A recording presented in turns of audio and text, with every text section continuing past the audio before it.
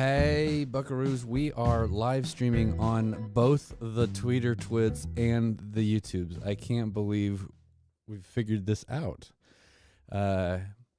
Season 3 is shaping up to be pretty amazing. How you doing, Buckaroo? What's up? Hey, first off, Yes, sir. I just want to say I'm working with an MVP here, folks. An MVP. I just named him MVP last week, and it's a good feeling. I still have not received my acrylic MVP award from trophyforeverybody.com that you ordered. Oh, it's coming. You'll get that soon. Check the mailbox. This is pretty groovy, actually. I'm gonna see what I'm gonna see is I gotta test it if I can pull it up on the YouTubes and then retweet it out. So give me like 2 seconds. Oh, so that's good. That's working. We are hot and live. So we have a lot to talk about, XFL and some other stuff, a couple of things. But you had said you had been doing some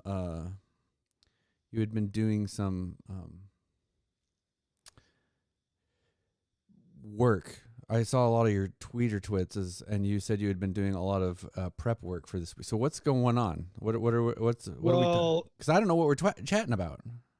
Are we live everywhere right now? We are live everywhere. Right. So as you know, you sometimes say things and then I don't necessarily respond, and you may think that I don't hear them, but I heard them. I just didn't say anything at the time. Right. And one time you hurt my feelings really badly because you told me I was wrong when I said Tabasco sauce was terrible. And you corrected me, and I learned from my mistakes. So we got past that. Right. But you said something last week that I heard at the time, and then I heard it on the replay, and I need to discuss it openly and honestly with you right now. Oh no. Okay, hold on. Do I need to turn off the stream? No, you can leave the stream on, because I think other people might have this and might be able to chime in on it. I have not taken my morning meds yet. Am I ready for this? Okay, yes, you're ready. So what you said was, we were just talking about how you like to enjoy your football. Yes. And you had mentioned you like to get your Dr. Pepper out, and yes, you're chewing on ice. And then you said something really interesting. You said that, you've got the icy hot foot massage going. You have your Dr. Pepper, and you're chewing on the ice. And I just want to come back to the icy hot foot massage thing going. And I want to know, is that a thing when folks are watching football in Texas, or is that your thing? Because I had never heard that one ever, and I had to take a double take. Okay, so I don't think it's a Texas thing for sure. So a little bit of backstory about me that maybe not everybody knows or even cares about, but I'll tell you anyway since you asked, because it's relative to the story. I used to work in the film and TV business regularly, right? Everyone works in the TV and film business these days because everybody's got an iPhone. But I mean, I actually worked in the actual entertainment industry where you had to like be in LA and travel around and go to projects and everything. So I was working on a project. This is a bazillion years ago in Florida, Orlando. And Orlando's very hot in the summer. Yes, it is. And so I was working for a production company that was producing a reality TV series. And it was a 6-day-a-week reality show that I was production managing. And essentially what happened was we would prep the whole week, and then there was a big event at the end of the week that we would be shooting. And it was like 24 hours a day, basically, because it was reality, right? Because the contestants are getting drunk and in a fight in a bar or whatever, and so we have to get a crew over there. It was nuts, right? And so I made that up. That was that didn't actually happen. It was ideas like that happening.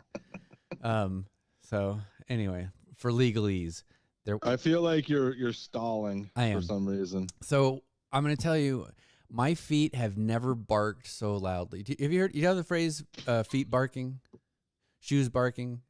Yeah. Okay. Your feet hurt. It hurt. Yes. Your And let feet me just hurt. tell You you, come home. you're You putting come on home. You want to take those shoes off. yeah, you're putting on lots of steps all over a reality set because the reality set is the size of the planet.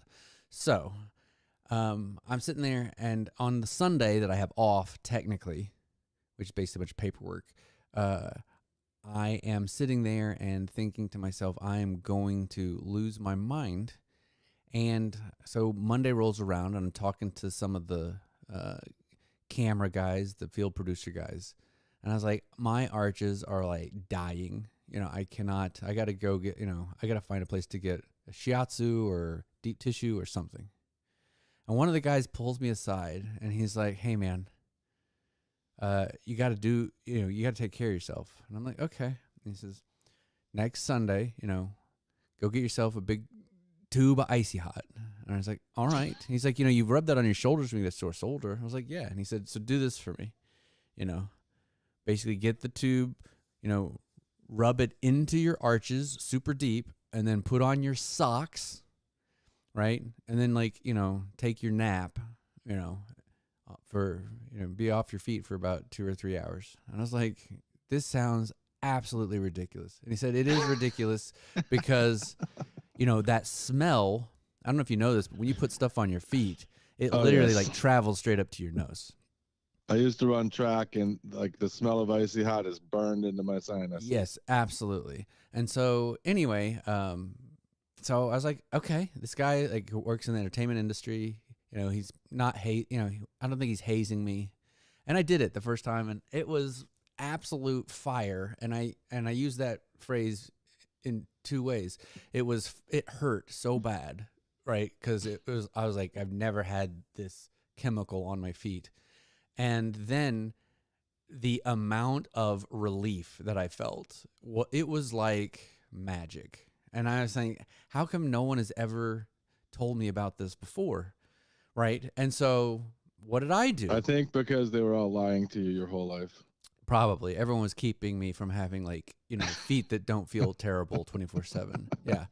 But seriously, so I'm sitting there and I become this weird person now who openly talks about, hey man, have you put Icy Hot on your feet?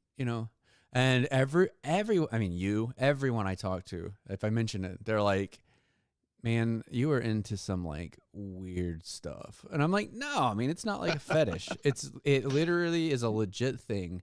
Okay. All right. I think the audience has the backstory. Okay. How does this then come into play when you're watching football in your living room? That what is the story? That doesn't go together with the story. You didn't just put on a whole bunch of miles and walking around in tight shoes. So this is basically probably the Texas thing. The Texas thing is, it's a very, as far as I understand it, Sunday is, we're going to go to church early. We're going to go to the 9 o'clock service because Cowboys kick off at noon. Okay. And we're going to skip brunch with Aunt Nana because the Cowboys kick off at noon. And so what you would do is you'd get home by noon kickoff, and you would basically sit on the couch and you would be immobile and relax for that 3 hours while you're watching the Cowboy game, right? Yes. Or if the Cowboys kick off at 3:25, right, we're still going to go to 9 o'clock church so we can get home for noon kickoff, right? And we're going to essentially watch a terrible Jets-Bills game or whatever CBS is showing.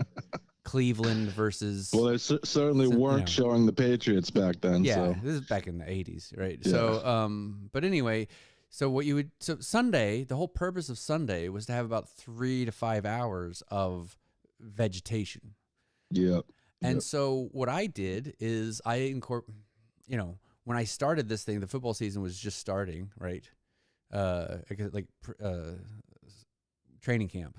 Okay. But as we moved through the production, Sundays where obviously I'm watching the football games. So it became for me a ritual to essentially, do the icy hot, put the socks on, and then watch the game. And so it became like a thing. And of course, I incorporate bourbon into that, or chips and queso, or Dr. Pepper, if I'm, depending on how the Saturday night went. Masa chips Masa and chips, queso. absolutely, Yes, masa there you chips go. and queso. And There you so, yeah, it just became like a ritual. And so now I don't understand Sundays, and I don't understand football. I don't understand, relaxing on the couch without like icy hotting up your feet, because it's literally like a massage, in a tube. It's This awesome. makes a lot of sense, but It's incredible. You got to try it. I wanted to know if you wore cotton socks or some sort of polyester or some sort of natural wool fabric. I wear like animal fabric. Maybe we get a sponsor. We need Icy Hot as a sponsor, and we need Golden Toe socks. I get the Golden Toes. Golden Toe. Okay. Because they're really like, I got a whole sock thing we could talk about if you want. So that could save that has for a like later 10%. That has like a stretchy 10% nylon fabric in there. I'm assuming to give you a little bit of stretch and comfort, but it's mostly cotton. Yeah, they're puffy. Yeah. They're really puffy. And so I'm really weird with socks too. Like, yeah, I tell people this every year, and no one, except for like, you're telling this to everyone right now. So I know it's fine. It's not just me. So, but like, I would always joke when I was a kid, right, that like I'm really weird about socks. I love that first time you put on a new pair of socks. Okay. And I just love how, but people are like, I was talking to this guy.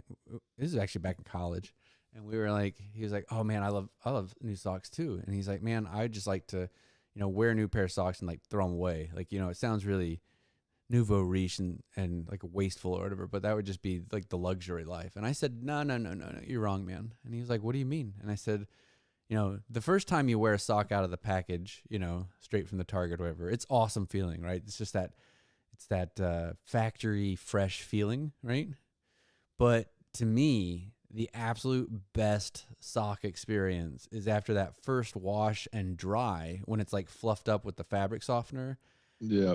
That second sock experience is like the creme de la creme, right? And so it just became a running gag. I was like, when I'm retired and older, when I win the lottery or whatever, I'm basically just going to buy socks. So I wear a fresh pair of socks every day. And then the conversation's like, no, I'm actually going to buy, socks. So I wear them once, wash them once, wear them again, and then I'm done. And then now, once you put the icy hot in them, though, are they? Can you just wash that right out, or is that gonna? I mean, you can, but that's exactly the kind of the point, right? Is they would be like, 2-time use socks, right? So you'd wear them once, then you'd get them real soft and fabric softener, and then you'd icy hot your feet in them, and then you'd donate them, right? Well, wash them and donate them. And so that's the whole concept. Well, anyway, so the button on the story is donating your socks after you put icy hot in them and watch football. No. Well, I'm just saying you would wash. They're washed out. Wow.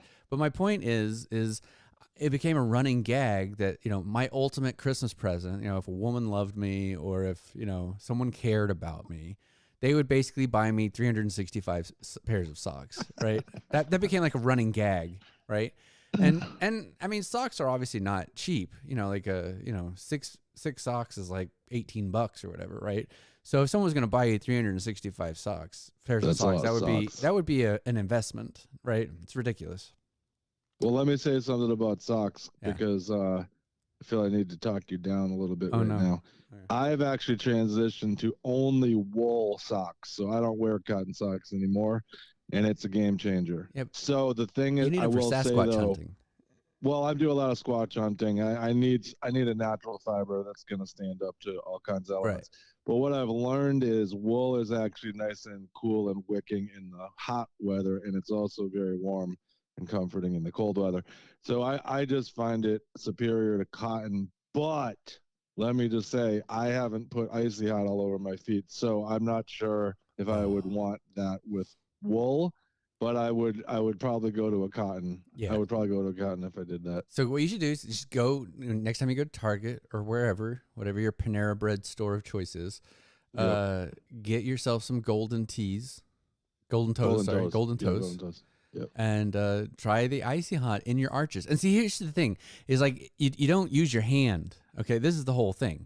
You can't put the icy hot on your hand and then rub it into your feet. That's not what you do at all. So there's a whole technique. You because like it's really greasy and sticky, and then like that crap's in your hands, and you can't enjoy your masa chips if you got icy hot all over your hands, right? Well, if you accidentally rub your eyes, then you Yes, won't be able to watch the TV. exactly. It'll be a disaster. And Yeah. so what you do is you basically get the tube, pop it open gingerly, and you actually dollop the icy hot into one of your arches, right? Just the whole arch, a whole dollop. And then you take your other arch and you essentially, kind of like you're washing your hands, but like with your feet. You rub your Yeah, arches yeah. together, and it all gets in there. And then you put your socks on. And part of the reason why you put your socks on is, say like something happens, you got to jump off the couch or whatever. You don't want to traipse icy hot all over the floor. Do you know what I mean? Because then Oh yeah. then the whole No, house you is going got to this smell like down icy to a hot. science. Oh, This is I've learned something today. yeah. I was just trying to like give you a hard time, and now I've learned more than I ever thought I would about icy hot and feet. It's a lot of fun, actually, to pamper yourself. That's one thing. Now, That's one thing I learned. have you ever tried one of those Asian foot bath massages with all the little fish in them? Uh, I did go to one place where they they nibble the little dead skin off of your feet. I entertained a date once. We went and did that. I felt like I felt like I was on That like was a a TV thing show a or while something. back. That was a thing not too long ago. Yeah, and it was weird. Yeah. But I mean, I know several women who love that whole experience. I also there's a weird thing that you can do where you like put your feet in some kind of special chemical water, and it actually like pulls out like the iron and stuff out of your feet, and like Yeah. the whole like tub will go like kind of rust color. It's weird. And they ask That you have to is fill out this form. It's like you don't have any like stents or metal in your body because like it basically tugs on all the metal in your body. It's weird. that is bizarre. I Yeah. never heard of that Yeah, I'll see one. if I Out of can. your feet? That's weird. Yeah. Huh. Yeah. Well, actually, I'll your look feet are into that. really important in terms of, they're like connected to. I don't know if you've done the. Wait, hold on. Didn't we go to that place in Boston to get foot reflexology? Well, no, I follow your That was feet. one of my best trips ever. We went and it was like the Rainbow Room or something. Yeah, yeah. And we That got was foot one of the reflexology. And then we went to Fenway. That was yeah, that was awesome. one of the little Asian places along the way there. And that's a Can't very remember. respectable, it's Oh like no, yeah. what's the big Rodeo Drive right there in So that's Kenmore Square yeah. area, and then a couple of main streets, Beacon Street and Commonwealth Ave, cruise through there. Yeah. But I remember that because that was the one where you had to go like way in the back, depending Yeah. on what you wanted. Yeah. So I actually remember that. That was actually pretty well done overall. Absolutely glorious. So But I there's didn't nothing know like about the getting foot iron. reflexology and then going to Fenway. That's Well, and I'll tell you, that's a winner. I get into these little debates with some of these nutrition people online, and I'm like, yo, if you're not walking around barefoot, then you're like, you can talk about food all you want, but you got to get those electrons from the earth. They go right up into your feet, and Yeah. I'm telling you, man, your feet connect you to the ground, and it's very, very important. So I'm really glad you're working on your foot game. Oh, Very, very glad. it's hugely important.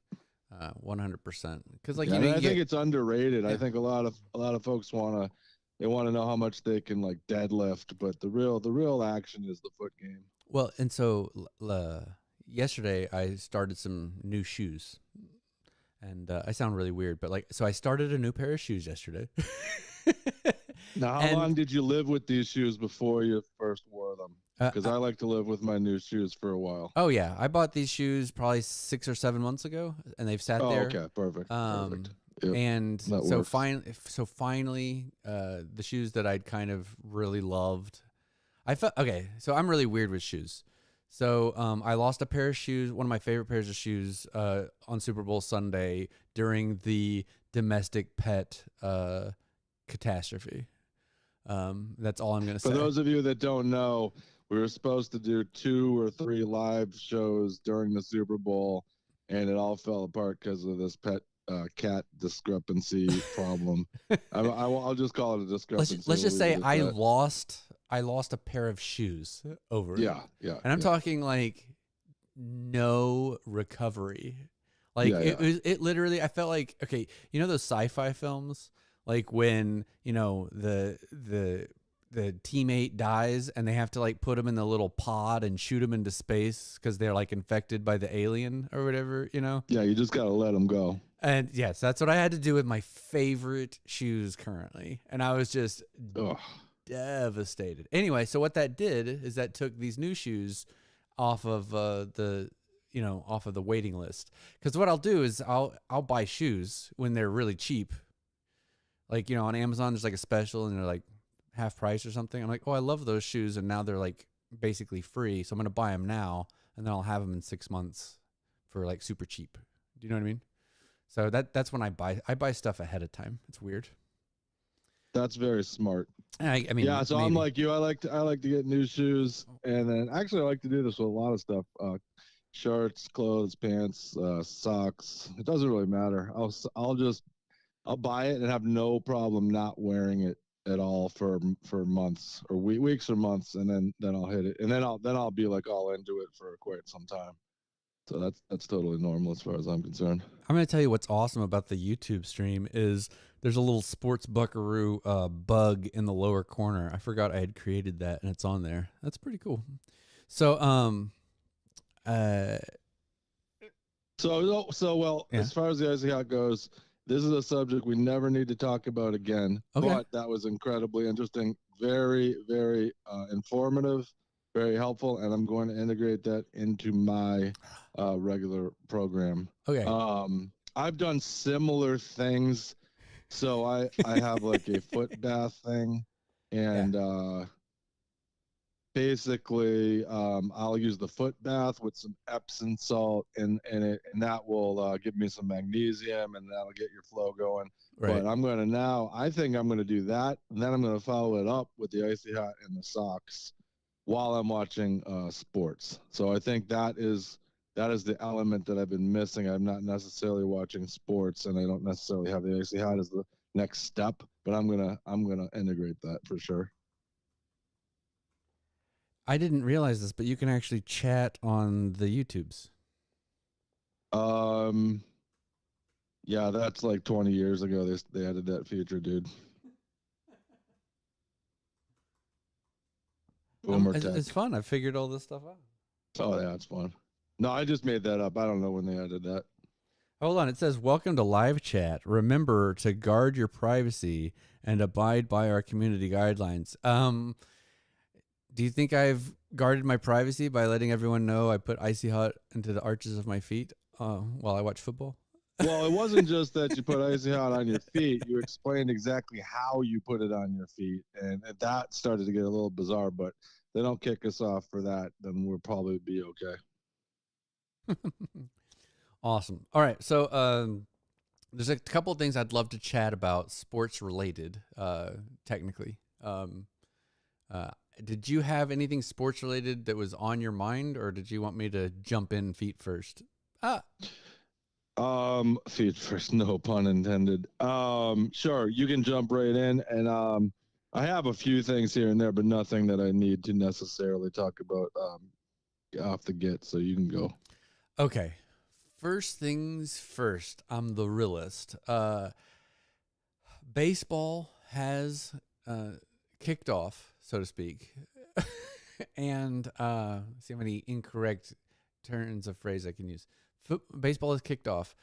We have our first spring training games, and already there is a uproar about the game being corrupted. So I'm sure you're aware of this, but they have decided to make baseball a little bit quicker, a little bit more, quote unquote, fan friendly. And by doing so, they've instituted what is called a pitch clock for the pitcher. And so the pitcher basically has about 15 seconds to get on the mound, go through his little routine, and deliver the next pitch. Yeah, I saw a little bit of this. Yeah. Now, continue. There's a caveat to the rule that I was unaware of, but now we're seeing it play out, that the batter is also on the clock, and he has to be in the batter's box, set and facing the pitcher, ready for a pitch, with like 10 seconds remaining in the pitch clock. Okay. Now, whoa. Yeah. Back up a second. Does the batter have a clock somewhere that he gets to look at? Apparently. I mean, apparently there are clocks on the field on both sides. So this is actually what I wanted to talk about, right? All right. Thank you for just walking right into the next question, right? Which most intelligent people will do, which is, excuse me, so there's going to be a clock that the pitcher is looking at behind the ump. And I think it starts like 25, right? I think it's 25 seconds or something. And so then within... No. It's 15 seconds. Is it? Anyway, it's 15. So, but what it'll do is it'll clock down, and it might be like 8 seconds. I think maybe it's 8 seconds when the batter has to be set, right? Because what they're trying to stop is the batter from stepping out of the box and calling time, and and they're trying to get the pitcher from stepping off the mound because he's spooked by the runner on first, and all the stuff, right?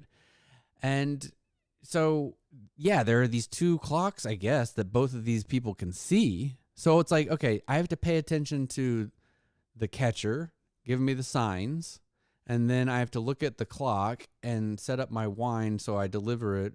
And then now I'm looking back at the plate and the glove where I'm putting the ball. Like, I feel like that's like a crazy amount of eyeball movement.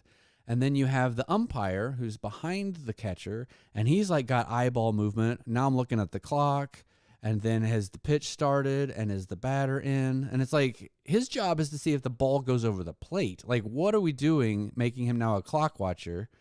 I don't know. And for me, when I'm watching that clock countdown, I get really anxious. It's everything I hated about watching Tony Romo play quarterback, right? Is like, I saw that clock winding down, and I'm like, it's going to be delay a game. It's going to be delay a game. And I hate the delay a game component of the NFL, quite honestly, right? And I hate the shot clock in basketball. I hate it. I'm just talking over you. That's okay. Go ahead. You've talked enough. No, I have a quick question. Is this just going to be something that they're going to take a look at in preseason and then make tweaks before the regular season? No. Or is this just in? This is in. Oh, man. Right. And so what's happened is we've already had several like batters, right, who, in my opinion, were set and ready to like be pitched to, but like their head wasn't perfectly cocked like straight at the pitcher, right? Because like some people, they kind of like side eye towards the pitcher, right? And they're ready. You know what I mean? And so we've had a couple of guys who are already been called out, and the Boston game, I don't know if you saw it, but literally ended, bases loaded, ended on a batter's box violation for strike 3. And I'm like, yeah, I did see that. And it's, I try to avoid all of the noise around all of this because well, what do we there do? have been a lot of, no, I just mean the argument for or against this. Yeah. I don't really what do we care. Doing? Yeah, I wasn't really in the camp of baseball it needs to be shorter, because I don't believe that you're going to get fans just because the game is shorter. That doesn't make any sense to me at all. They just need to make Yeah, you're gonna lose fans, and the demo is getting really old in baseball. But I don't think making the game shorter, like when you went to Fenway Park, you know, you've been there more than once, obviously, but the whole thing for you is like it was an entire experience Yeah. of going to Fenway, and you didn't want it to be like, would you want that to last 90 minutes and then you're out? No, I mean the whole experience, you want it to be long because you're there to see, Well, the whole environment, yeah, but So it's a pastime, right? yeah, It's so it's the day at the park. Like imagine if you had like a shot clock, when you go to the museum, you know, like or if it's like, hey, great, you stood in front of the Mona Lisa for 25 seconds, move on to the Monets. You know what I mean? It's like what okay, wait, what? Like because the whole point of baseball, and I've said this trying to explain it. I get people all the time like, I hate baseball. It's so boring. Nothing happens. And I'm like, dude, it is literally, you're supposed to go. You're going to crack a beer. You're going to sit there with your buddies. You're going to like loosely talk about whatever lawsuit your company's facing and how they're going to get out of it and how, they've got this attorney on retainer and hopefully it'll work out. All, you talk about this random stuff, right? yeah. While the game is going on, and there's like fidgeting on the field, and then there's a pitch and a hit, and it's like, ooh, exciting, yay, cool, go team. And then you go back to, anyway, so I really feel like maybe Tina and I need to, go into some, get some counseling because she's having some issues since her dad died, right? Like the thing is the camaraderie of the friendship, of the conversation that you can peacefully have during a baseball game is awesome. Like some of my greatest memories in my life are being like at a baseball game, like with my dad, and we're just like talking like real life, and then boom, home run, yay, awesome, right? Like it was such a glorious, timeless, like no time restraint, you know. Our biggest stress was like, okay, we got to run to our car to beat traffic, like going Well, home. this is a good conversation Yeah. to have because I think that's at the heart of it. So I went down. I was in Houston one time, and I went to a Astros game, and I could care less if the game was short or long. I was there just to experience the stadium and the people, and I had a Red Sox hat on, and people were stopping me because I was a neutral. And this was back, I think, when Clemens was with the Houston Astros. And like, I'm like, oh, good pick up. You got Clemens. That's great. And it was nothing but coolness and a great time. And there was no time constraint. I was there to waste time. I was there on business, and I Right. was like, I don't want to go somewhere where it's going to be an hour and I have to leave and then Yeah. find something else to do. So baseball is supposed to be a place where you waste a lot of time. Well, yeah, it's glorious for that. And then I'm fast forwarding to the postseason, right? Can you imagine we're like at the NLCS or we're in the World Series, and can you imagine like this kind No, of this is Casey at going the to be bat yeah. moment, and This then is going to be all a of a sudden mess. the ump decides to just say, nope, that's strike three. The World Series is over because you took 2 extra seconds to get into the box. And guess what else? Guess what problem they Oh, just created? Can you think of another sport that oh. they've now created problems with this? Let's see. It's an R word. There's an R word, and Mm, there's a G mm, word, and there's an mm, LV city, mm, and mm, there's a C word. mm. Oh my God! They it it could just open a So huge can now, of worms. so now it's going to be you're in the World Series. Are we calling this that we've been calling all year? And they're going to just create a. Are you seriously gonna? They're gonna send the team home because the guy stood in the box a second too late or whatever, or wasn't in the box, didn't have his head turned enough. Come on, man, it's not gonna happen. And I mean, I've been tweeting out about it. It's like this is exactly how you ruin a sport because we had already talked about this new generation of kids, right?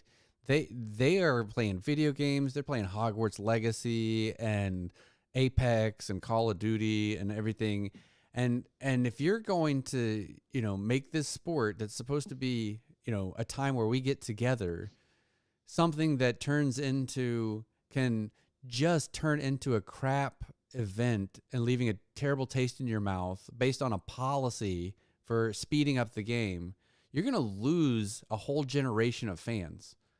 Right. Like This is important to understand because I'm big into youth sports and different things like that.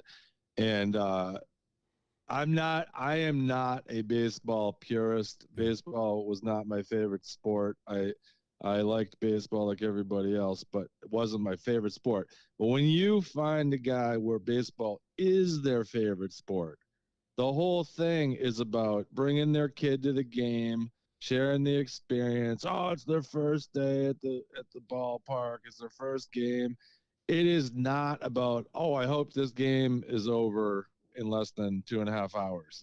That does not come into the equation at all. right. So as far as like the father-son handoff for those type of fans, this is not going to help that at all because that's not at all what's building that relationship with baseball. It's more like it's a father-son thing. But the thing is, you're right. These kids are playing online esports. They don't, again, you don't even necessarily have to have real players. Eventually, you won't even need real human beings to play these games. Yeah, we'll watch And AI. yeah, just make it AI. Like, put in an algorithm that says every so often you got to call this guy for not getting in the box fast enough. Right. Yeah. That's the way this is going to go. And then then it can all be just video simulation and you don't have to worry about weather and you don't have to worry about parking and the whole thing can just be shut down and it can all be handled.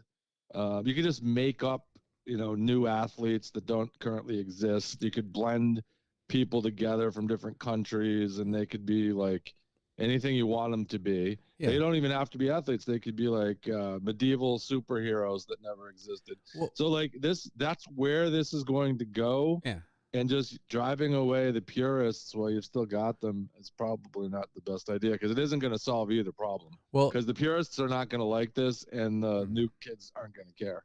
yeah. And just to kind of like sum up how I feel about this in a really articulate attempt would be, if there was only a way, right, to incentivize, I don't know, the defense pitching team to shorten the length of a half of an inning, right? And if they were unable to shorten it, they would be penalized, right? We could probably develop a system of if you don't get 3 outs quickly enough, you are probably going to have runs scored against you. The game is already designed to incentivize the pitching team to get off the field as quickly as possible so they don't give up runs. They're trying to get 3 outs as quickly as possible, right? But the idea of like putting it up against an actual like clock, right? So why don't they do this? Why don't they just say, hey, you have 15 minutes to get your 3 outs.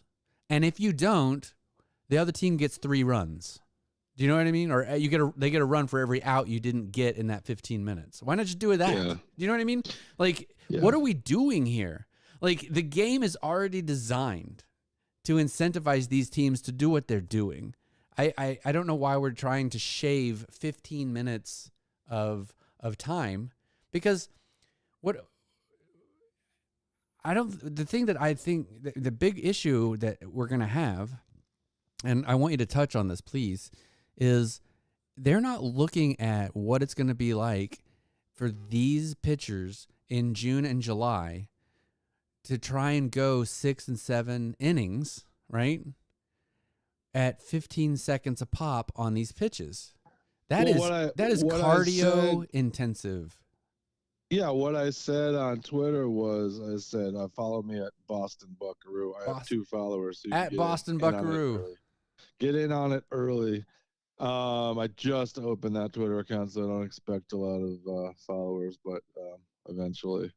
That being said, I said, what happens when the pitcher wants to go to the rosin bag or wants to get some chalk or how there's no time for that now. It's Right. like it's just so stupid. Like how this isn't gonna work. Well, It's not enough time. so 15 seconds isn't enough time for the pitcher to throw a pitch, realize he's got sweat on his hand, he wants to go to the bag, he wants to stretch it out, he wants to rub his hands on the ball, he wants to blow into his hands. All of these things are now being taken out of the game because you're going to get nabbed for not making the pitch in time. It all looks great now that the weather's perfect or whatever, but it ain't going to look great when like you said, the pitchers are huffing and puffing out there and they need to take a break. yeah, and so in the with great homage to Bill Belichick, right? There are going to be teams and managers that figure out a way to game this, okay? And I'm going to tell you how it's going to go, okay? So in the World Series, when it's crunch time and we need our pitcher to we need to give him like a minute, right? Instead of 15 seconds. Because the clock starts when the catcher throws the ball back to the pitcher and the pitcher receives the ball, okay? Right. So what we're going to see is we're going to see a lot more pitch goes into catcher. Let me guess what you're going to say, and you tell me if I'm right or wrong. And if I'm wrong, you tell me. Go for it. What you're going to see is a lot more catchers asking a ref to check the ball. Okay, that's one. So you're gonna have that. They're gonna stop it with, hey, can you check the ball? You swap this out or not? Right. That'll give my pitcher another 5 seconds. Right. Then after that, I'm going to throw the ball to third base, and third base is going to throw it to second. Second's going to throw it to short. Short's going to throw it to first, and we're going to do a little infield roundabout with the ball, right? Warm up our arms, right? That's why they do it now, right? So we're going to do that. That'll eat up another 10 or 12 seconds, right? Then you're going to get the ball coming back to the pitcher, and the pitcher's going to look at it, and he's going to be like, hey, this one has like a nick on it. I'm going to throw it back and let the ump look at it again, right? Yep. And so you're going to have all of this weird gamesmanship of ways to slow down the game to not start that pitch clock to give my pitcher a minute, right? You're going to have the catcher jump up and kind of halfway walk out to the pitcher. The pitcher's going to say, no, I understood you, right? So it's not an actual mound visit, right? And so there's going to be lots of little ways. If what you're saying is accurate, I'm not trying to disagree with you. I don't actually Let's fight. know what Come happens. on. Let's go. All right, let's go. I got icy hot all over my feet. I'm ready to go. What happened? Can the catcher just hold on to the ball and give the pitcher an extra 10 seconds, or is the catcher somehow going to get in trouble if he just doesn't throw the ball back? Well, this is how does that work? That's my point, right? So you're going to have I think apparently the rule is when the ball gets thrown back to the pitcher, he has whatever it is, 15 or 20 whatever it is to make the pitch. But there's going to be ways for the catcher to then become the quarterback of slowing this whole game back down. Yeah. Okay. Yep. And what they're going to find out, they're going to get to the end of the season. They're going to have a lot of terrible outcomes, pissed off fans. Okay. And I guarantee you the games are not going to be any faster because players are going to figure out ways to drag these moments out. Okay. Yeah. Yep. Because that's what coaches and players do, right? Because let's be honest, there is a shot clock in basketball, right? But let's be honest, the last 45 seconds of a basketball game is the most excruciating half hour of television you can watch. I mean, it is horrible. All the teams have How much time is left? 90 seconds. All right, I'll be back in a half hour. I mean, seriously, I've been at a friend's house, right, and left a game with about a minute and a half and gotten home 20 minutes later and it hasn't even finished yet, right? But for some reason, the first, whatever, I can't, is an NBA game 48 minutes now? Yeah, it's 12 minutes. So, but the first 45 minutes of the actual game, right? Yeah. Takes about an hour and a half. The last 2 minutes takes an hour, like it takes like a half hour, right?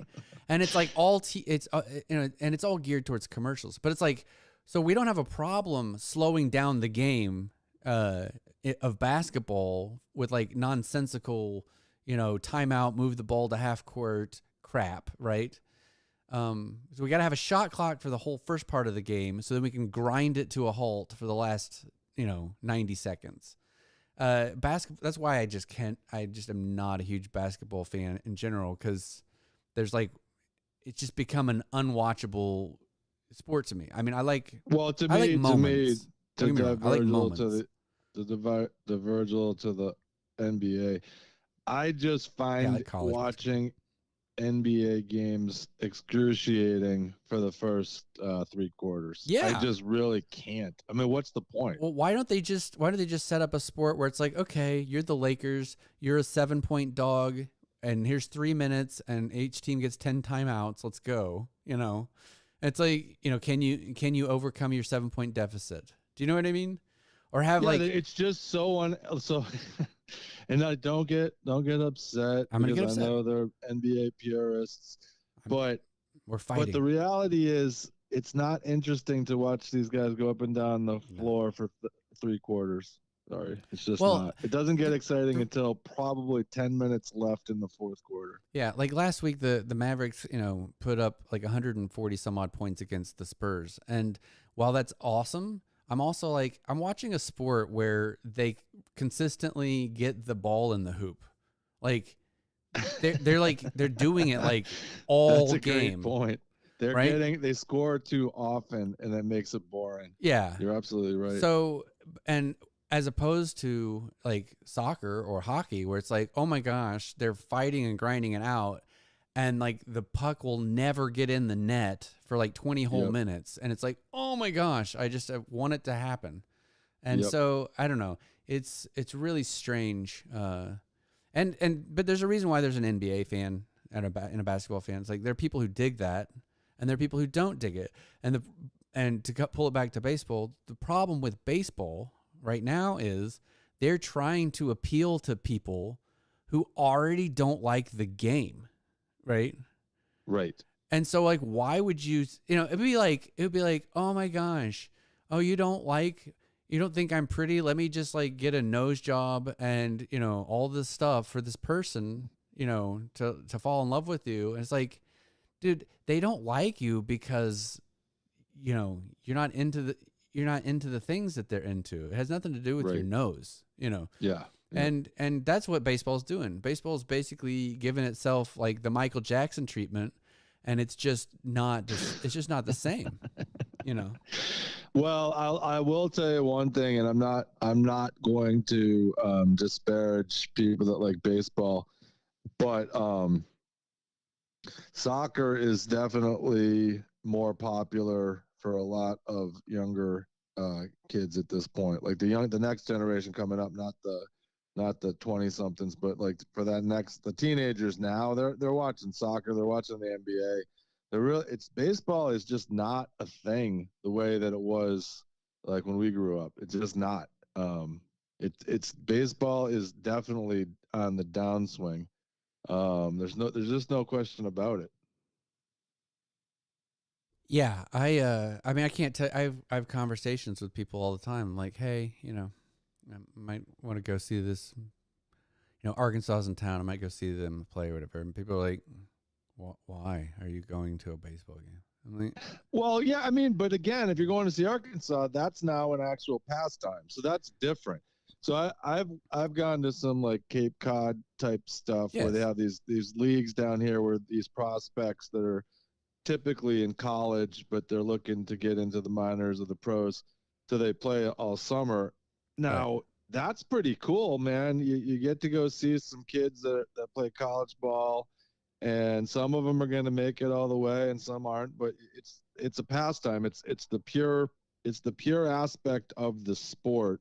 And that is, I think, if you're not in an area that has that, you don't realize how cool that can actually be. Because I'm all about like the next youth player coming up and how they get there, and going to some of those smaller league things is actually pretty cool, because that's the pure that's the pure joy of the sport right there. You know, that's a kid trying to grind through and make it. You know.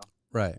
So, that being said, I think that's a perfect pivot into the next topic, which would be a little bit of XFL, right? Yeah, well, that's not a good pivot at all because we were talking about baseball and XFL is football, so that's a bad pivot. No, we're talking about the entertainment value of a sport. Oh, Yes. now I smell what you're cooking. That was the SEG. I mean, the Yeah, segue.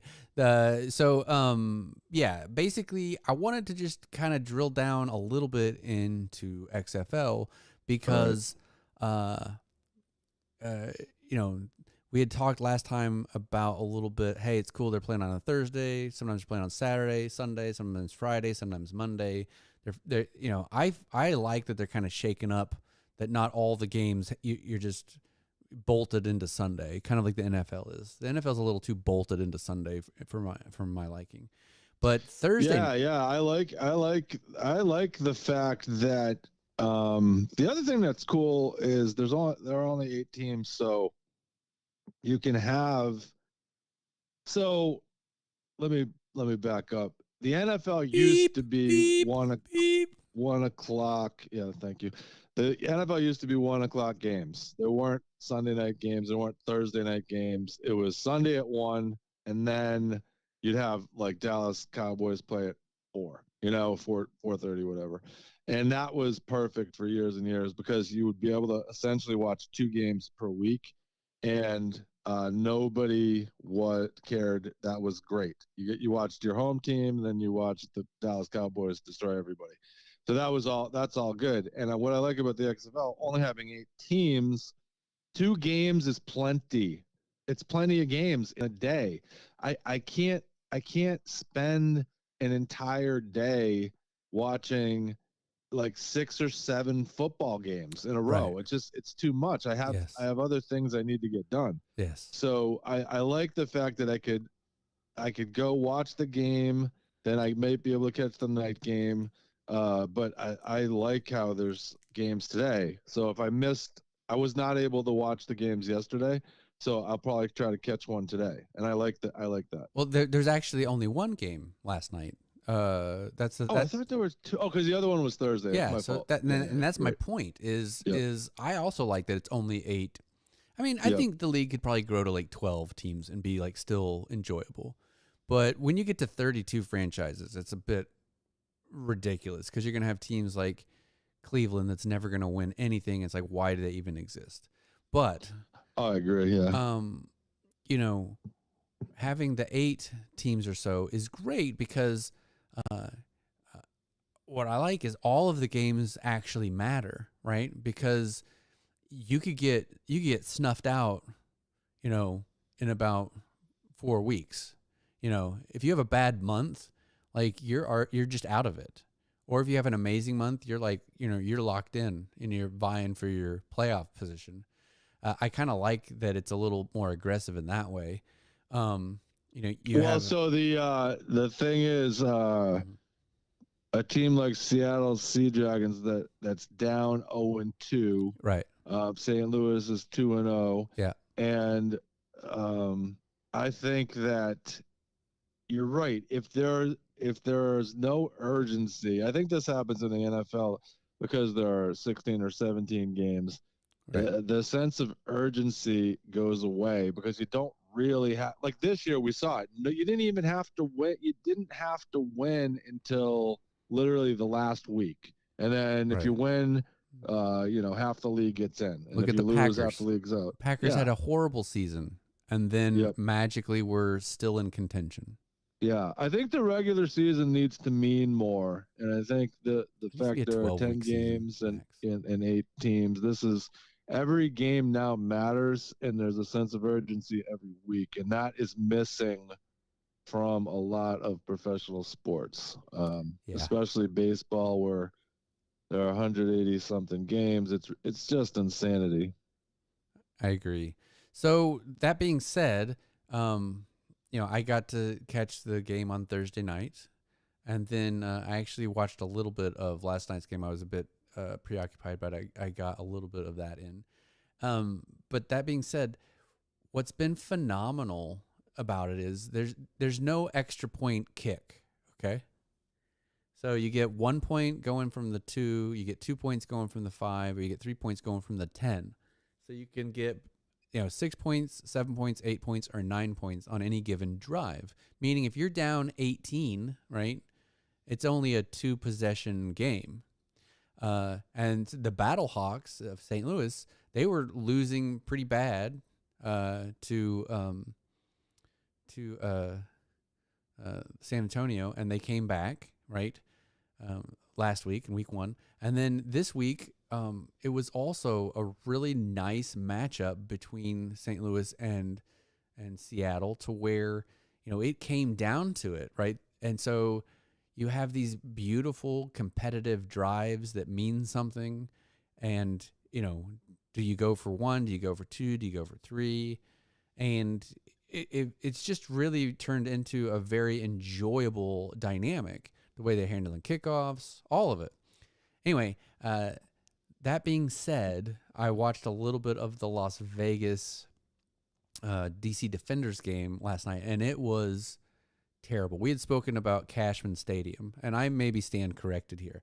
I had gone to see I had gone to see minor league baseball there. I had told you, and Yep. and it's a great venue for minor league baseball. Okay, but they put a football field on there, and so technically there's only like one little corner patch where there's actual fans, and then the other 3 corners of the field is just like outfield fence, a big TV board. And then attendance was terrible because one of the only rainstorms in the history of Las Vegas happened this weekend. It's a They desert, actually right? got snow. They got snow, I think. Yeah. And so they've had like snow, sleet, all this horrible weather. And then so last night in Vegas, it was just disgusting. And let me tell you, I don't care how much of a football fan you are, right? I think if, unless you are like a Packers fan or a Bills fan, right? If the weather is like it was in Vegas last night, you are not going. Because No. let me just tell you, okay, if I'm in Las Vegas, okay, what am I doing with 3 hours of my time? Am I going to go sit in the get pneumonia drench to watch this XFL team, right? Or am I going to go to one of the amazing casinos, one of the amazing, residency shows? I'm going to go see Tiesto. I'm going to go see Adele. I'm going to go see, whatever. Or am I going to go to one of the fancy clubs we don't talk about, right? Whatever they're called. So one of them's named after a really nice flavor of gum, supposedly. So they've also got some zoo animals that some of the places are named after. Would you rather be there for 3 hours watching the game on the television screen, right? There's way too many sports bars in Vegas. I'm going to just say something that is going to be I got myself in trouble. It's going to be controversial, but I don't really look at Vegas as a sports town. I just don't think that trying to put pro sports there is really a long-term. It's not a sports town. It's a sports betting town. Yeah, it's a sports betting town. It's like I'm just not interested in the Las Vegas Raiders. I don't think having a hockey team there would be a good idea. I just think it's just all the Las Vegas. What is it? The Golden Knights or something? Yeah. This is all just like these. I don't know, man. Vegas, it's not. It's just that's not what it is. Let me just tell you, I feel like better off going to a different type of city. I think it's a bad idea. This is what I think is a bad idea. Okay, let's take a bunch of multimillionaire professional athletes. Okay, and let's give them like a couple $1,000s in per diem for travel, which is what they do these days. They get like $1,000 or $2,000 per diem on top of their salary, right? And let's just drop them for 24, 48 hours into Las Vegas with like just enough cash to like have a really fun time, right? Yeah, well, like, what do we think is going to happen? There's a big story brewing right now with some NFL players who got in trouble in Vegas. Did stupid stuff, right? And the thing is that town is not where you go. So why would I want to parade all of my teams through that city, right, during the season, right, where they could get themselves in trouble, like The Hangover, right? They end up like having to drive out to the desert to make a deal with some like crazy exotic billionaire, right? Who then convinces them to like, I don't know, let Travis Kelce get open. Do you know what I mean? Like, Yeah. You're just opening yourself up to a terrible universe. Well, to be quite honest, I mean, I'm being playful, but you know. Well, I don't think Seattle's a good professional sports town either. I think that's also a problem for professional sports. It's too isolated up in the northwest corner. Yeah. And I don't like that either. But I like it better than Vegas. I'll tell you that. Well, and so and I think there's a reason the Seattle Sea Dragons are struggling, because Seattle's just not a good sports town. Sorry. Yeah, I mean, it's I remember when I very first went up there, I was it rains. I don't know if you knew that, but it rains in Seattle. And I was driving up there and I was looking out and I could see like golf courses, and I was floored that it was literally raining and the people were out there like playing golf just in rain. And I was like, oh my God, why would you want to go stand out in that for 3 hours? And what's amazing is maybe the Vegas Vipers should try to appeal to the Seattle golfer. Yeah. Because apparently they'll stand out in the rain. They will. I talked to a guy about it. He said, it rains all the time. Why would I not go play golf? Like, it's just. Well, that's what I was just going to say. That's it's raining. Reason. So then I'm never playing golf if I don't go in the rain. That's right, because it's always raining. So it makes for a great backdrop for the vampire movies, though, because everything is always overcast. So their eyes and their skin really glows against that misty backdrop. Okay. So the Twilight series did well being in that area, but professional sports not so much. What's fascinating to me is like the way a city is portrayed, like in a TV show or a movie, right? And I never understood the Frasier show, okay? Because the Frasier show was like presented as if it was some kind of metropolitan Manhattan kind of city, right? He lived in this high rise, and I know there are high rises. Correct. I'm not saying there aren't, but I'm just saying the Seattle that Frasier on that show lived in did not feel like the Seattle I went and visited several times at all. Not at all. Yeah. Right. They missed that. The city was just, I don't know why that city was picked, but you're right. The whole feel of it didn't fit that city. Yeah. They should put him in Chicago. Yeah. It felt like much more like Chicago. It was a Chicago. Yeah. It was a Chicago show that they put in Seattle for some reason. Yeah. Very bizarre. So I don't know if there are like Seattle lobbyists. Well, you have to have they film a lot of what I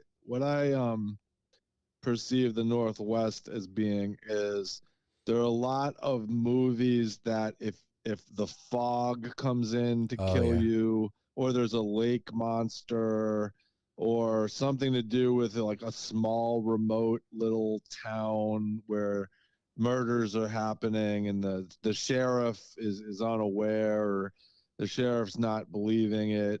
It's always a small town where the hard luck guy ended back there in the small town, and then he becomes the hero. See, I think of Seattle in terms of all those kind of movies where it's always foggy and there's either a murderer or a guy came back there and he had hard times and then he became the sheriff. They always become the sheriff, and then they become the hero. Right. And another thing I don't understand about a lot of these shows up there is like, I mean, that there's a lot of like people getting murdered. like the idea. Well, it doesn't do well for the perception of your city that in every movie there's mass murderers living all over the Pacific Northwest. Or like an eccentric billionaire who's like BDSMing like some, movie star's daughter. Wait, hold on. That was a book. Wait, hold on. What was it? That was 50 Shades. So, but you know what I mean? Like, that was Seattle, wasn't it? Oh yeah, it's all, and even Sleepless in Seattle, and I think you've got mail. So then the other problem is, and I'm dating myself on a couple of those references, but I bring them up because then it's like the other problem with Seattle is nothing can happen in Seattle unless you're down at the famous fish market. So everything is always the fish market. Hey, look, he's throwing a fish, and we've got to get that shot because that's the only thing to do in Seattle is watch the guy throw the fish, and we make sure you get 3 or 4. We'll just keep looping that. Throw the fish. Oh, he threw the fish. And my gosh. And every time we see the Seattle Seahawks in the playoffs, they've got to like have Al Michaels talking about, throwing the damn fish. Yep. And I've been down there. I mean, I would think most people in America have probably traveled to Seattle by now, but like, the truth is that little market is down like at the way Seattle is like, you've got to go up that steep hill, right, to get back up into town. And it slopes down. It's crazy. Well, and there's like underground cavern malls. Yeah, it's because everything's now everything. Like when you go to Pittsburgh, to see like if the Pittsburgh Steelers are on, right. It's not all about like, oh, let's go down to a steel mill and let's show them making some steel. For some reason, Pittsburgh's been able to get past the steel town stigma, but Seattle is stuck in this guy throwing the fish to the customer. Wow, look at that! And every time. It's just awful. So my question though is, this is where I don't understand like just American society in general, which is like I imagine, this is where it gets into like, are we in a matrix, false reality? But it's like, I'm just trying to imagine like the guy going in and like filling out the application. Like, what's your experience with fish throwing? Like how do you get the job? How is that your job? It's like, listen, man, you're going to be on national TV. Every time Seattle plays, we're going to show you throwing the fish. So are you really good at it? Where else have you thrown fish? And it'd be like nowhere, because no one else throws fish except for us. It's just like you'd think there'd be other people throwing fish. Right. But no, just Seattle. It's the only place that has guys throwing fish. Right. So contrived. Yeah. And I mean, I don't know. It's really, none of it makes sense to me. Anyway, so XFL.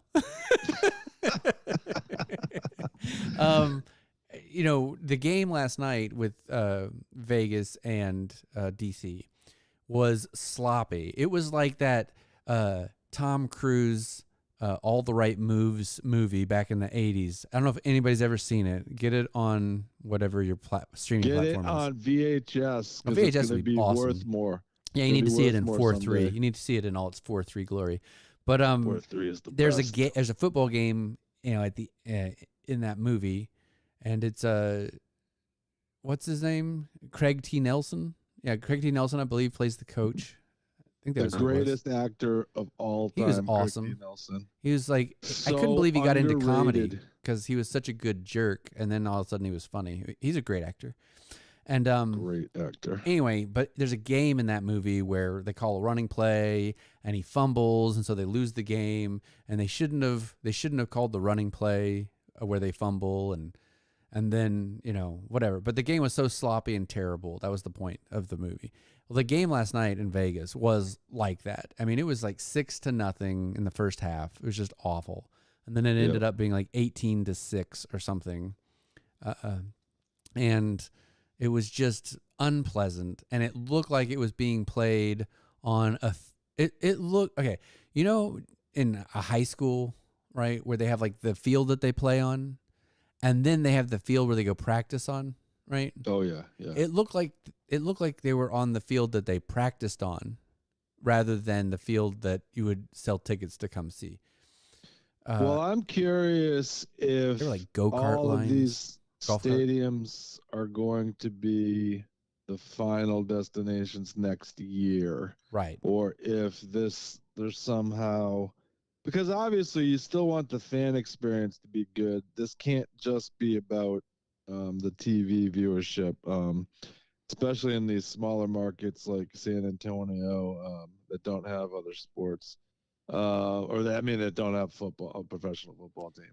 Well, So, I you know, feel, St. Louis, you know. well, I felt like that AAF that came out, other than they didn't have enough money to actually do what they were trying to do, uh, they were in Salt Lake City, which I thought was a cool town.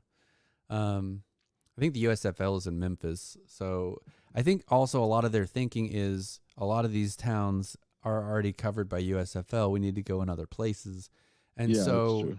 the XFL had the LA Wildcats. They put that team to bed, created the San Antonio Brahmas, moved the Vipers to Las Vegas because I think the Vipers were, I think they were actually already in like South, like Tampa Bay or something.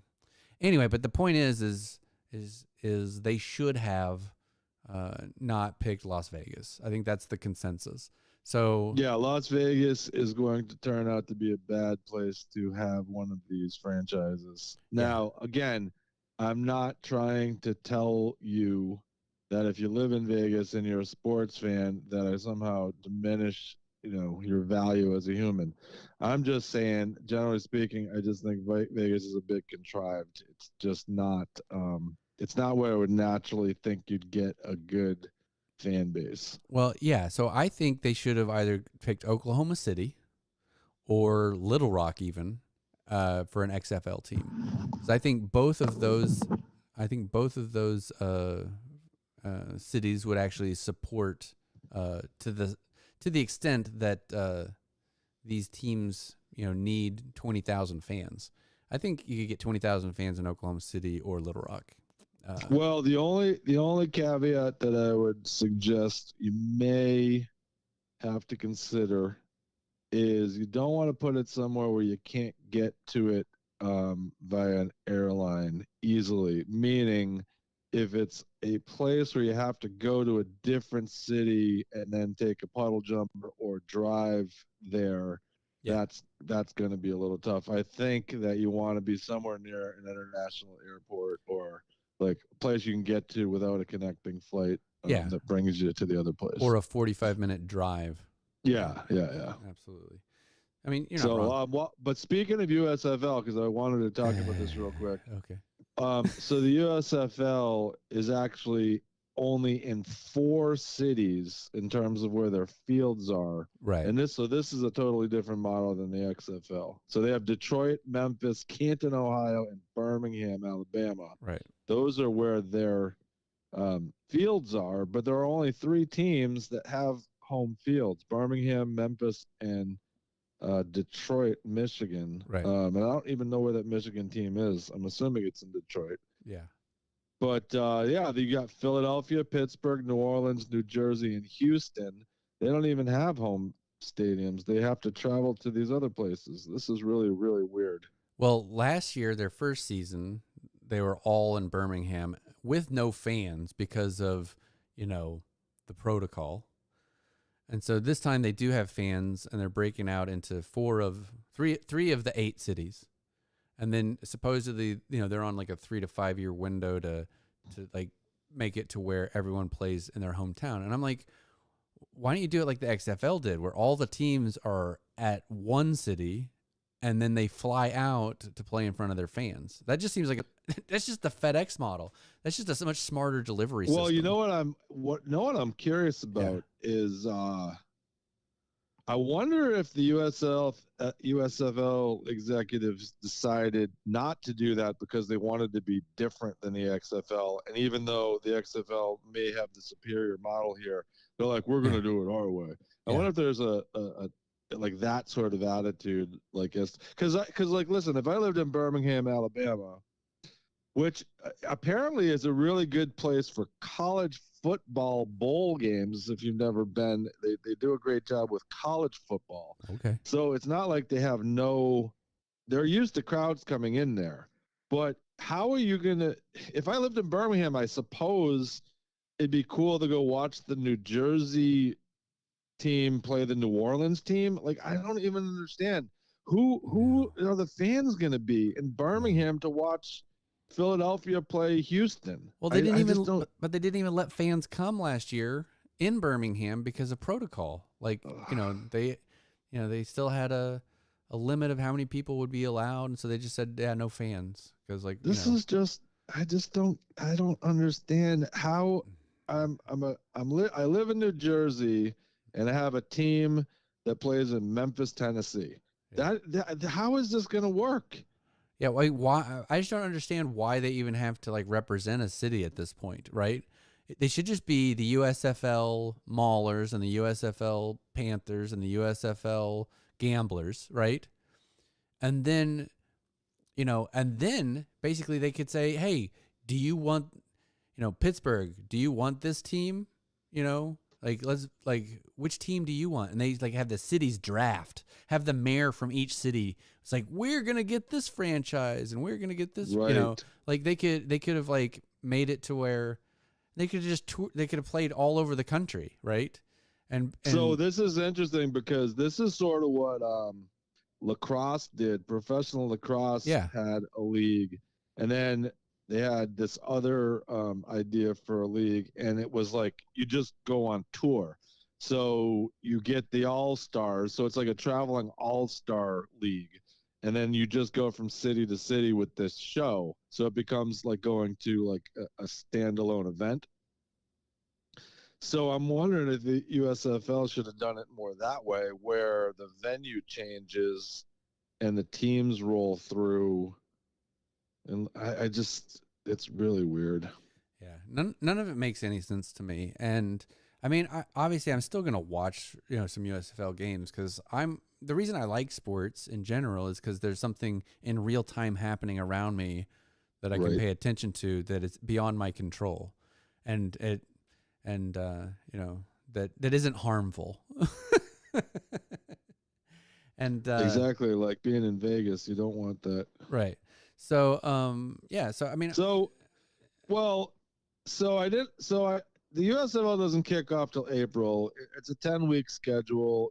It's got the same amount of teams, one, two, three, 4, 5, 6, 7, 8. So it's very similar to the XFL in terms of its size and schedule, and it overlaps in the spring. And I'm interested to see who's got the better talent, who has the better quarterbacks, who have the better coaches. But I just think the USFL doesn't seem like the XFL seems farther down the path, like much farther down the path, and the USFL is still like a startup trying to figure out like what's up. And if I was to guess which one of these leagues is going to last, it'll be the XFL, not this one. Yeah. So my agreement on what you just said is we can clearly see that the XFL is run by savvy business people who know how like WWE and WWF and all that stuff is built out and sustainable, right? How do you create something on a budget, make it profitable, make it entertaining, the whole thing, right? Yep. High quality on a budget, right?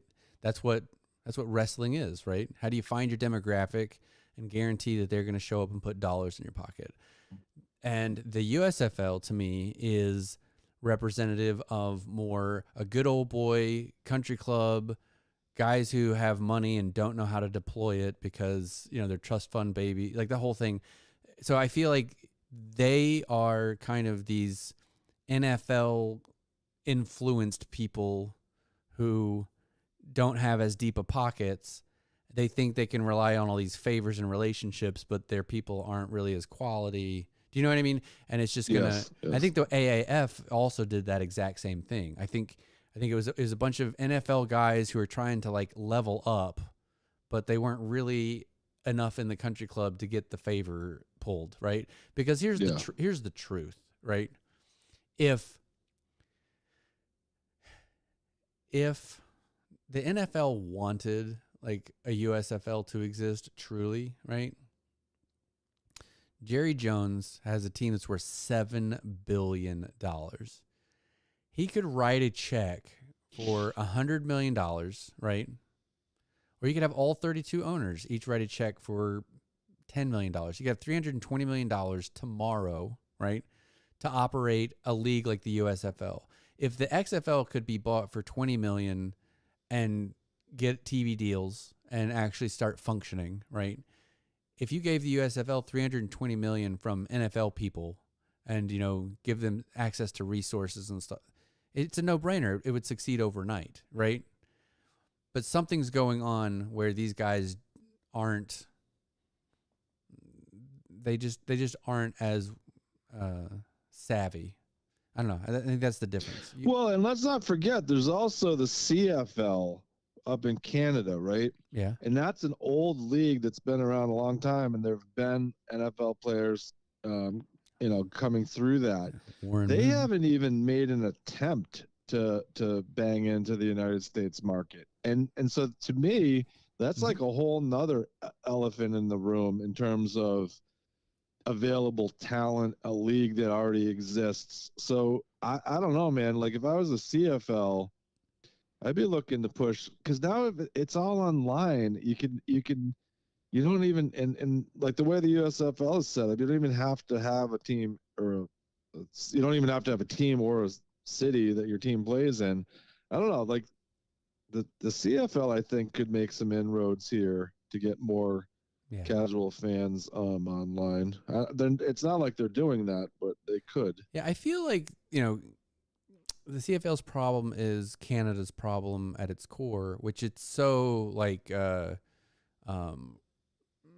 to be Canadians, eh? Yeah, it's so like Canadian proud that I feel like if the CFL tried to expand into like Connecticut, Hartford, or if they tried to expand into Vermont, which is going to become Canada anyway, or if they tried to expand into Portland or whatever, whatever the towns would be, there would be such pushback from the Canadian proud crowd that the league would suffer, because there's a lot of that even in hockey, right? Oh, yeah. There's like a lot of that original six stuff, and there's a lot of, I got lots of Canadian friends, and they would like bicker at me. They'd be like, I don't even watch the NHL once the Canadian teams are out. It's like, okay. Well, let me tell you something. I got many, many, many, many people that know people, and I know some hockey people, and there are hockey people that live around me.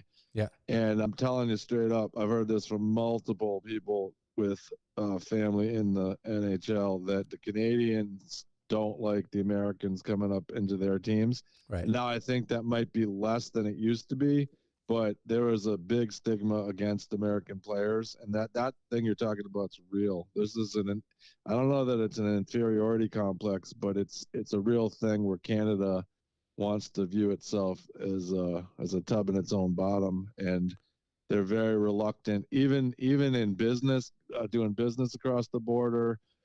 Canada wants to be its own thing, and I think it's to its detriment, because they could definitely tap into the American market a little bit more. Like the CFL, just there's no penetration. I mean, this we have a football obsessed country, and there's been absolutely no attempt to come into the United States with the CFL. It's absolutely crazy. It's weird. It doesn't quite math. But I think it's also that technically that league is much smaller than, we're looking at it from the outside and we're saying, oh, there's a whole like league in a whole nation, but it's well, plus they have like names like the Argonauts, and nobody would know what that was, so they'd have some branding problem. Like, what the hell is an Argonaut? That is true. The U.S. education system is so flawed. Bad. Yeah. The Argonauts. Oh my gosh. So and they're the Argos, because you got to abbreviate. See, like everything. In America, you have to name your team like Fire, or it has to be like the Wind. It has to be something that's easy to remember. Don't even like. Okay, one of my literally, I don't have very many pet peeves. Okay, very few. Okay, but one of them is this horrible nouveau riche wave of team names, right? Which is one reason why I actually like what the XFL is doing, because they feel like traditional names. Okay, like a Renegade feels like an actual like team name, or a Viper, or all of them, Brahmas, like they feel like traditional names. But this like nouveau riche, what the WNBA did, where it's like the sparkle and the what is it? I mean, it's like it's a random thing, but the NHL did it too, right? And so it'd be like the Connecticut temporal. It right. wouldn't be like with an S. Nothing is plural. It's just without the S. But that's my point. Yeah. So thanks for setting me up for my actual point, which is the Colorado Avalanche. When they came in, I was like, no. I just rejected the name because I was like, an avalanche is a single thing, right? So am I supposed to call them the avalanches? Because there are multiple so that sounds ridiculous. Avalanches. Okay. Now, unless you're talking about the cool band, but we won't go into the band. What's the plural of avalanche? Well, and so what they'll do is then they'll basically take half of the word and then put an S at the end of it. So they call them the Colorado Avs now. And I'm like, what are Avs? Like so I reject the Colorado Avalanche as a franchise based on the stupid name alone. Okay, I know they're incredibly talented. I actually like the ownership group. I like the management. I like how they coach. They've incredible scouting. I get that they're an amazing team, but I reject the Colorado Avalanche because now I'm going to say one thing. There is one team that I think is kind of cool that has a stupid name, and that's the Seattle Kraken, because I think Kraken is cool. And there's a bit of a question to me, which is, it'd be like Sasquatch, right? Which would be like, you could say Sasquatch, and you don't know if you're talking about one of them or a bunch of them, right? Does that make sense? Well, let me go. Let's hold on for 1 second. Let me just break this down. Okay.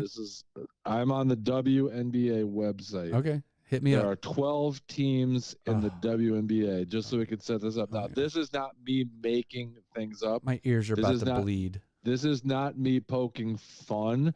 This is actually the names. So I'm just reading off of a list. So the Las Vegas Aces, that is okay because it's plural. But yeah, then and there's gambling in Vegas. Aces. Yeah, there's the Aces. Yeah, okay. Aces. I'm a fan. But then it's Chicago Sky. No, it isn't the Sky. It's Sky. I'm out. It's Connecticut Sun, not the Suns, but Sun. I'm out. And then it's Seattle Storm, not the Storms. It's just Storm. Now we have a couple that aren't like that. We have the Mystics, okay, and the Wings. So Dallas has a team called the Wings. Okay. So I guess I could get behind the Wings because I can say the Wings. But the Wings is short. Like you already have teams in the NHL that the Red Wings. So they're sort of like the Wings, so it's sort of a ripoff, but it's better. Okay. Now we go back. Number 7, New York Liberty. It is not Liberties. It's so then Phoenix Mercury. So that ends in a Y. Minnesota Lynx. It isn't even like a bunch of links. It's just links. Like I don't even that can't even be made plural. It's both. So that's bad. Then Atlanta Dream. Nope. I'm out. I don't. I get they came up with that. I get the sentimentality behind the idea, right? Like, but it's just dream. It's not like dreaming or the dream or I had a dream. It's just dream. Yeah. So and then they have the Sparks. So that's okay because it's the Sparks. I thought it was the Sparkles. I'm not kidding. I don't love that. But then Indiana Fever. So again, no, it's like just fever. So this is what we're talking about. Read the room, guys. We just went through a pandemic. This can't happen. Okay. So, no, it has to be the somethings, or it has to be plural. It can't be this. And that's what you're getting at. Yeah. And so in the NHL, we've got the Wild, which I hate, the Avalanche, which I hate. The Kraken, I think, is cool, but it's mostly because of their pregame like digital graphics on the ice. I think is awesome, but I'm not really a fan of it. I think the NBA is the first team that kind of normalized this with the Orlando Magic. I think the Orlando Magic was the first terrible team. Magic is where it all started to fall apart. That was an expansion team. Oh, just bad. Yeah. I think it was an expansion team. I'm not sure if that was. It was the Charlotte Hornets and the Orlando Magic. At least the Hornets are an actual thing, so that's okay. Yeah. Now I'm on the Canadian Football League website. Now this is annoying, and this is what they do in Canada. Okay. Yeah. So if you think we're just making this stuff up, we're not. This is what Canadians will do to get under our skin. Okay. Okay. If you go to the names, like the schedule or the standings, it doesn't even tell you the name of the team. It just says BC. So first of all, as an American, I just need to know what BC means. Right. I have no idea what BC is, but that's the name of the team, BC. The next one is Calgary, which I know what Calgary is because that's in Canada. Right. Then it's Edmonton, Saskatchewan, and Winnipeg. Right. Then it's Hamilton, Montreal, Ottawa, and Toronto. Hold on. They don't even tell you what the names of the team are. We're going to play a game. Let's play a game. Okay. I want you to test me. I'm not looking at the internet. I'm so mad. Okay. We're going to play a game real quick in real time. I am not looking at the internet, right? Okay. I want you to ask me all of the Canadian football team names and see how many I get right. Okay. I found if you hover over team sites, they've actually told me the name of the team there. All right. Okay, so I can see them. All right. So quiz me. I want to know how many teams are there, first of all? There are 9. Okay. So there's 9 teams. All right. So I can't get a perfect 10. Okay. So but yeah, it's weird. So I am not cheating. Let's see how many of them I know. Because I think they changed one of them, but we'll talk about that. Okay, so let's start. Okay, well, what is BC? The BC Lions, British Columbia Lions. Okay. I lived in Vancouver though, so that's why I knew that. I was just kidding. I knew BC meant British Columbia. I thought it was the headache powder. Lions. The next one is Edmonton. Okay, so this is where I might get canceled. I think they changed it. Okay, because it was originally the word for indigenous people that starts with an E, which is now just an ice cream pop or whatever. So that would be the word Eskimo. But we know that no. I know. I'm just telling you, that's what they used to be. I have no idea. They changed it to something else though. And so I'm hearing, if I read between the lines, you hate Eskimos. Shut up. And you told them I will not support this unless you change it to the Edmonton Elks. Are they the Elks? Elks. Okay, yeah. Correct. So that way they keep their helmet because it's like a little E on the side of the helmet. Now here's one. Now Calgary. I know this one. Calgary. This one's easy. Calgary is the Stampeders. Calgary. Now, you call it Calgary. Yes, I do. That's strange to me. Why would you call it Calgary? Because the Chisholm Trail, went from basically Fort Worth up to Calgary. That was the cattle drive, right? And so, real cattle people call it Calgary. Now, not Calgary. No. So it's interesting. So it's Calgary if you're like a real cowboy.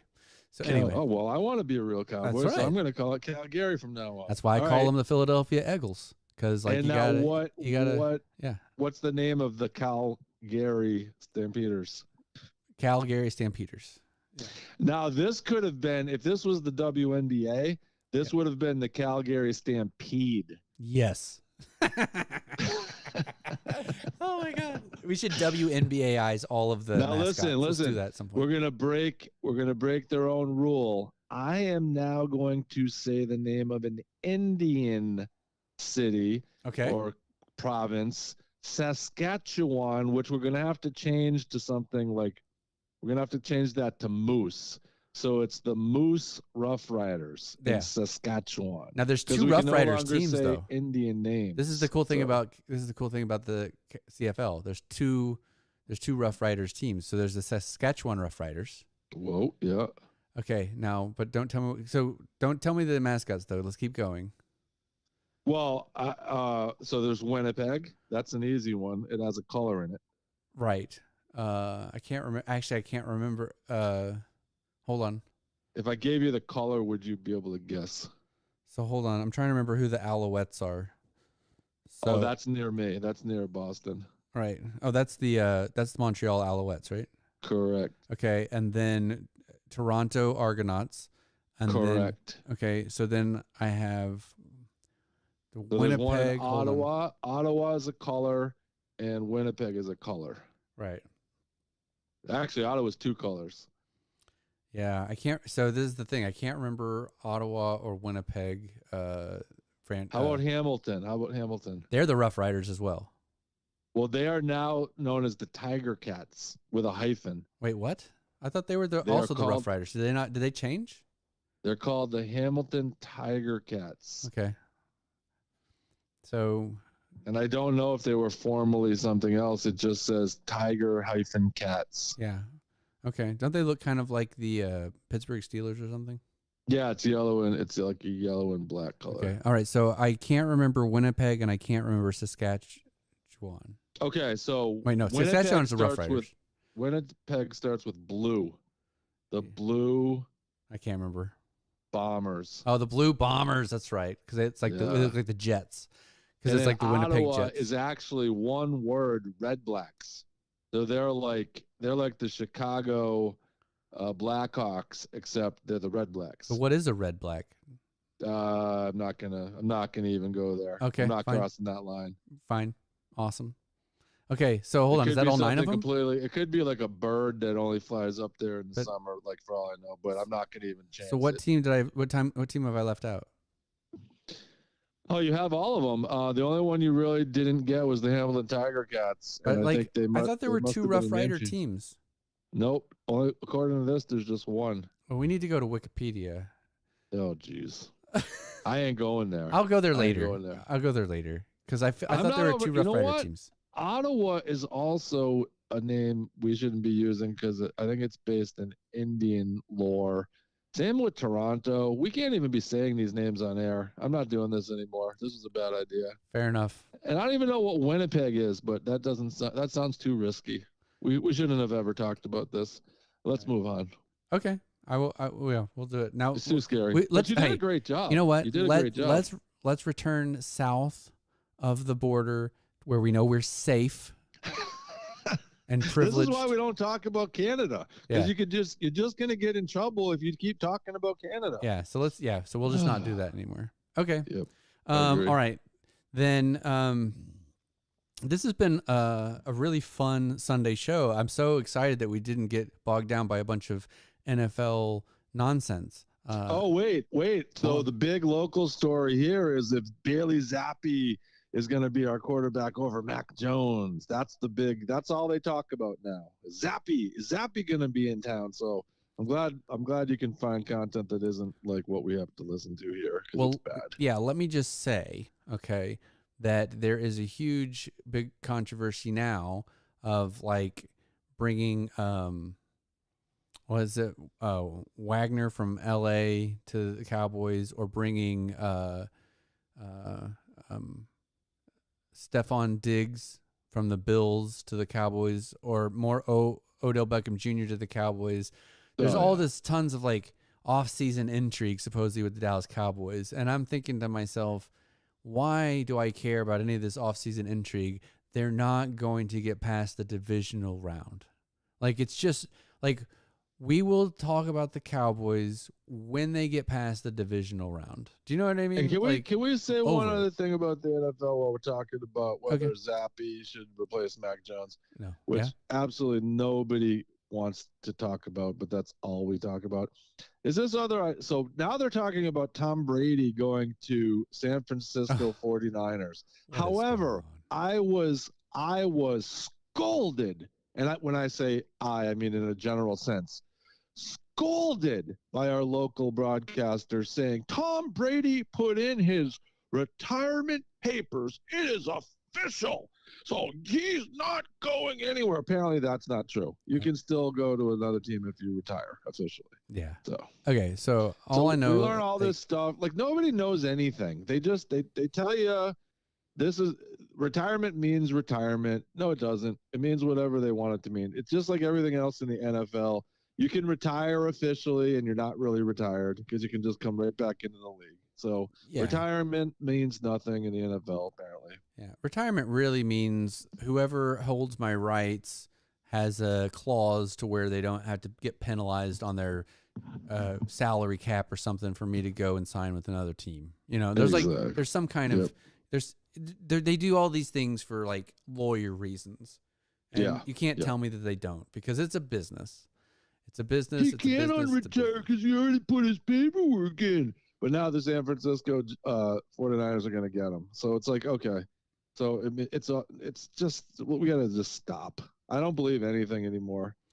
Right. Nothing. And that's the best way to be. Just, just go through life ignorant. It's the American way. Oh my Lord. So listen, this is a good show. You want to wrap here? Or you want to keep talking? Okay. So let's do. Wait, we got to do a couple of things because we're on season 3 now with good audio, and we're live streaming and the whole thing. We're leveling up. So we need. Well, I will say one thing on that. So, did I sound relatively clear to you on this call? Was I pretty good overall? Yeah. I mean, you're fine. Why? Are you tricking me? No, because I put some tech in here, and I just wasn't. I thought you sure, had a little compressor on, or a little noise gate, or whatever you call it. I threw some different things. I got it set up a little bit different. I just want to see. Are we going through your phone, or are we going through your FaceTime? No, I'm going through my phone, but I got a little bit of compression and gate here and there, and I think it sounds good to me. But it's more important how it sounds to you. Well, what you can do is you can find the playback of this Sunday show of Sports Buckaroo on the YouTube at Sports Buckaroo. Please like, subscribe, and follow. That is our call to action. And comment below. Comment below, please. Yeah, we want to engage in conversation. And if you want to say mean things to us. Yeah. I don't want them to say that. Go back to Canada, eh? Yeah, but like I've had enough ex-girlfriends to where I'm totally used to people saying mean things to me. They will say mean not things a big deal. So but yeah, so call to action: like, subscribe, hit the notification bell, and our sponsor Masa Chips. Yes, we're getting some good feedback on that. One of the best tortilla chips, traditional stone ground tortilla chips made with beef tallow, not cheap industrial toxic seed oils. So we have them. We're glad to have them on board. Love Masa and hopefully chips. We'll have some more engagement with them soon. Yeah, I saw them tweet. They tweeted out that they had a really nice sales boost. So it's exciting for them. I think they're gonna level up and get more and more out there. Part of that. We're going to be on the ground floor with them. I love it. Yes. Love Masa Chips. And don't forget about us. We were your first sponsor. Hey, actually, they were our first sponsor. The other little call to action is let's see, we're available on Tickety Talk. We're available on the Tweeter Twits, YouTube's, and the actual podcast will be available on Anchor, Spotify, Apple Podcasts, anywhere that you can subscribe and stream to us. Share, follow, like, pass along. Love us. Yeah, it's very important now that you all follow us and subscribe. Yeah, because if we get up to enough followers, we can actually live stream off the phone instead of the computer, which is a whole fun another level for some live reaction to sporting events, which is that's the end game for me, to be able to do some live reacting to certain sporting events. I thought the end game for you was to get icy hot on your feet. Well, that's every Sunday. So, okay. In fact, it's so funny because last night I just went ahead and I went ahead and did it early. So, and I slept like a baby. Let me tell you, it was awesome. Yeah, I'm gonna add that to my routine. Please, that sounds awesome. At a certain point, you probably should start. If you're gonna get on the Tickety Talk, maybe we could make some little tutorial videos on how to icy hot your feet. Although I don't want my feet on. I think that never mind. Yeah, that's. Let me rewind. Happening. That's not happening. Yeah, no. So we'll hire somebody to do it. Everybody's not thoroughly disgusted, but that's okay. but we will. I'm just excited that because this one seems like we are right there on the precipice of the certain greatness that will come our way. Because I feel like we're tying together some loose ends, and this is all starting to trend pretty well. And I'm also going to be excited to talk about things that aren't necessarily just football, even though we've been like pretty football centric. We have March Madness coming up soon, and I love college basketball, so we'll get into a lot of that as well. Yeah, and I think what I also like about this show that we've put together, honestly, if I could just say for a moment, is that it doesn't feel like it's okay. What I don't like out there, right, is how corporate or segmented or listicle or water cooler debate everything has become in the sports world. And, when we decided to do this, we wanted to create something that was a little bit more like an actual conversation that people have. And I think I'm really grateful. Well, and I'll tell you what it is. And it's frustrating because even though now you can take advantage of listening to different radio shows and different types of sports podcasts, you can listen to a bunch of things from different parts of the country, but it's all corporatized in a weird way. So everyone you listen to is talking about the same thing. So I'll listen to like my Boston market, and they'll literally be doing the same exact top 5 quarterback list as the guys down in Dallas. And there isn't necessarily anything wrong with that, but right. It's like they're not even choosing the content that they want to talk about. They're actually just talking about the same thing. So yeah. I think that what we're trying to do here is talk about a little bit more on the edges and on the outskirts. Yeah. Things that don't get into the mainstream really often enough. There's a really good book I would recommend out there for the idea of what we're talking about. It's called Blue Ocean Strategy. It's basically go to where the open water is. And the conversations that we're trying to have are kind of in the blue ocean rather than in the mud. So, right, because I don't have anybody upstairs telling me I need to argue with every other caller. It's just because you never open my emails. Oh, yeah. You're wrong.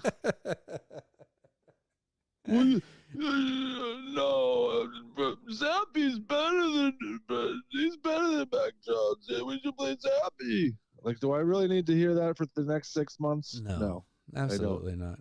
Absolutely not. Well, all right, then I'm gonna play our little outro music, and we're gonna put the live stream to bed and wrap everything up. Appreciate everyone who's listening now or later. Thank you. Oh yeah. Sports Hub on the Twitter twits.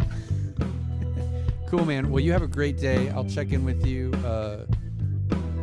as I always do. We'll get together on Sports Buckaroo on Wednesday or Thursday or whatever it is. On the Tickety Talk. Yeah, and then we'll make some picks for next week. That sounds good. It sounds like a plan. All right. We'll see you, boss. Bye.